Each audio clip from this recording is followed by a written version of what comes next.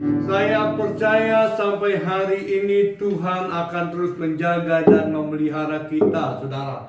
Saya percaya sampai hari ini Dia Tuhan yang kita sembah adalah Tuhan yang selalu menepati setiap janji-janjinya.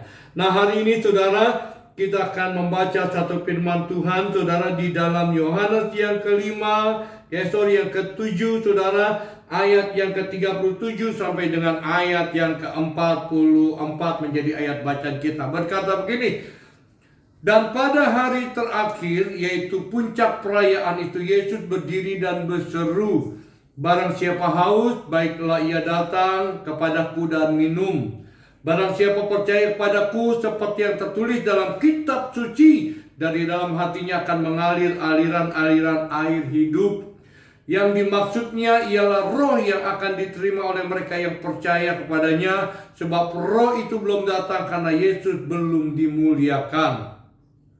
Beberapa orang di antara mereka, di antara orang banyak yang mendengar perkataan itu berkata, dia ini benar-benar nabi yang akan datang. Yang lain berkata, ia ini Mesias, tetapi yang lain lagi berkata bukan Mesias, ya. Dikatakan karena Mesias itu datang tidak dari Galilea. Karena kitab suci mengatakan bahwa Mesias berasal dari keturunan Daud dan dari kampung Bethlehem, tempat tinggal Daud dahulu.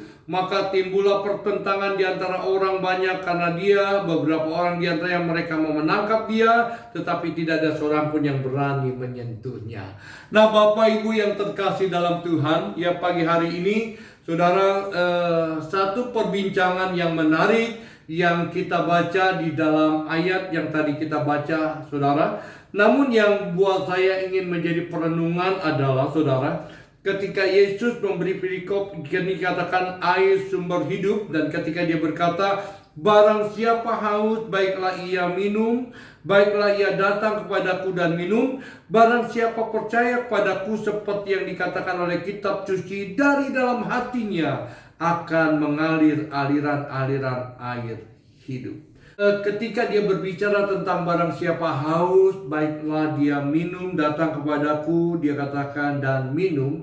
Ini berbicara bukan secara harfiah, saudara. Ketika kita haus, lalu kita datang kepada Yesus dan bagi dong airnya gitu, lalu kita minum, bukan, saudara. Tetapi ini berbicara tentang rohani, saudara. Dimana ketika engkau dan saya ada kegersangan dalam hidup ini, di dalam saudara ada sesuatu yang kering dalam rohanimu, ada sesuatu yang gersang dalam kehidupanmu, saudara.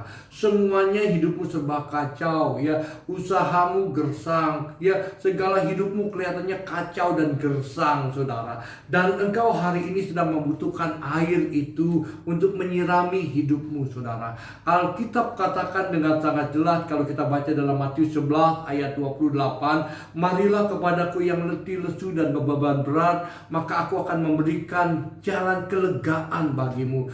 Jadi saudara, ayat ini terkait dengan kehidupan pribadi seseorang yang hari-hari ini dalam keadaan letih, lesu, lemas, letoi, loyo, begitu saudara, ya kan? Lalu dalam kondisi dalam keadaan haus, ada di padang gurun belantara, kehidupan rohaninya korontang, keranting gitu saudara, hancur berantakan. Nah, Yesus katakan, saudara, mari datang kepadaku, engkau yang haus datang padaku, minta minum padaku, dia katakan. Maka dikatakan ketika engkau datang kepada Tuhan, minum airnya Tuhan, saudara, maka kesejukan batiniahmu itu, saudara, akan dipulihkan oleh Tuhan. Lihat saudara, pesta pora, engkau pergi ke klub, engkau pergi ke kafe, engkau pergi kemana lagi itu, Holy Wing, saudara, lalu tidak akan pernah membuat engkau penuh dengan damai sejahtera lagi, tidak akan pernah membuat engkau bergairah, engkau tetap gersang, saudara. Bahkan ketika engkau mulai isap narkoba, ya,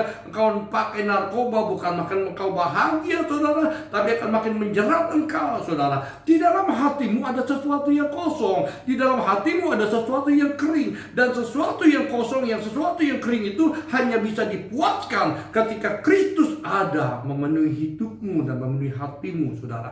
Karena itu Yesus berkata begini, ayat yang ke-38, barang siapa percaya kepadaku, Seperti yang dikatakan oleh kitab suci, dari dalam hatinya akan mengalir aliran-aliran air hidup, saudara. Jadi dia katakan ketika kita datang kepada dia, saudara, lalu ketika kita sujud menyembah dia, saudara, dan kita percaya kepada dia, maka saudara, kita akan dipulihkan, saudara. Dan ketika kita dipulihkan, maka di dalam hati kita juga akan mengalir aliran-aliran air kehidupan yang bertujuan, saudara, untuk memberikan kehidupan juga kepada setiap orang-orang yang haus tadi, saudara. Orang-orang yang membutuhkan kasih Tuhan yang tadi, dengan hati yang sudah dipulihkan, dengan hati yang sudah disempurnakan oleh Tuhan, hati yang dipenuhi dengan kuasa kasih Tuhan. Nah, hati itu akan mengalir kembali aliran-aliran air kehidupan yang akan, saudara, memulihkan orang-orang di sekitar kita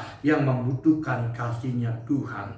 Saya teringat tentang Yohanes yang keempat, saudara, ayat 13-14, ketika Yesus berkata gini, jawab Yesus kepadanya, barang siapa minum air ini akan haus lagi. Ketika orang Samaria pada saat itu di sumurnya, saudara, ya, ketika dia berkata, berikan aku air, lalu dia mulai menimba dan meminta air, saudara, lalu dikatakan, nah, kalau engkau minum air ini, kau akan haus lagi. Lalu dikatakan, tetapi barang siapa yang minum air yang akan kuberikan kepadamu, ia tidak akan haus lagi untuk selama-lamanya, sebab air yang akan kuberikan kepadanya akan menjadi mata air di dalam dirinya yang terus-menerus memancar sampai kepada kehidupan kekal, saudara. Jadi ketika seseorang Kristen sudah dipulihkan, orang Kristen hatinya sudah dipulihkan, orang Kristen sungguh-sungguh sudah dipulihkan, saudara, dari hatinya, maka saudara akan mengalir aliran-aliran air kehidupan yang apa? Yang juga membuat kekuatan baru kepada orang-orang di sekitarnya yang haus dan gersang tadi, saudara. Bahkan orang-orang yang sudah dipulihkan hatinya, ketika dia hidup benar terus dalam hadiratnya Tuhan, menjadi berkat buat orang lain, maka aliran-aliran air kehidupan itu akan membawa mereka sampai kepada kehidupan kekal. Orang Kristen yang hidupnya sungguh-sungguh, saudara, akan terlihat dari cara hidupnya, saudara, dan dari hatinya akan terus mengalir aliran-aliran air kehidupan itu. Artinya apa? Yang diubahkan, ya, seseorang yang sudah diubahkan hatinya akan mengalir aliran-aliran air kehidupan itu dan akan mengubahkan orang-orang di sekitarnya. Saya teringat juga dengan Yehezkiel yang ke-11 ayat yang 19 berkata begini, aku akan memberikan kepada mereka hati yang lain dan roh yang baru di dalam batin mereka. Juga aku akan menjauhkan dari tubuh mereka hati yang keras dan memberikan mereka hati yang taat, saudara. Saya berdoa, Bapak Ibu yang terkasih dalam Tuhan, biarlah Tuhan memberikan hati yang baru, roh yang baru, seperti Yehezkiel 36 ayat 26 di dalam hatimu dan hatiku, dan akan menjauhkan hidup kita dari hati yang keras, saudara. Karena hati yang keras pasti tidak akan pernah mengalir aliran-aliran air kehidupan. Dan saya berdoa, ketika engkau melembutkan hatimu, ketika engkau taat akan setiap firman Tuhan, maka dari hatimu kembali akan mengalir aliran-aliran air kehidupan untuk memberi segar kepada orang-orang di sekitar kita. Selamat pagi, Tuhan memberkati kita semuanya. Shalom.